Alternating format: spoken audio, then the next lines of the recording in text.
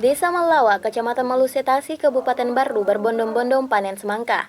Masuknya musim kemarau merupakan masa bahagia bagi para petani semangka. Pasalnya, saat ini sebagian besar petani mulai memasuki musim panen raya di musim kemarau. Beberapa desa di Kabupaten Bardu dapat kita jumpai semangka di pinggiran jalan Poros Makassar Parepare.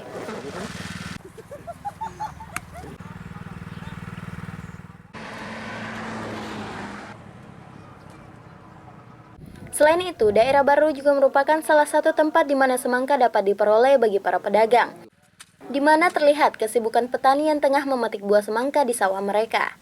Saini, salah satu petani semangka mengatakan, tahun ini produksi semangka boleh dikatakan cukup bagus, karena sejak awal penanaman tidak ada hama yang menyerang tanaman semangka yang mereka tanam. Harga semangka juga lebih mahal dibandingkan tahun lalu. Jika tahun lalu dijual dengan harga kurang lebih 2 juta rupiah, sekarang melonjak naik dengan harga kurang lebih 3 juta rupiah per bungkusnya, dengan isi sekira 350 biji. Kalau yang dulu enggak sampai 2 juta, 3 juta, kalau sekarang lebih 3 juta. Harganya? Iya, harga.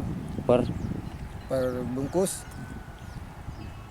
Biasanya per bungkusnya isinya berapa? 350 biji. Itu semangka yang warna merah?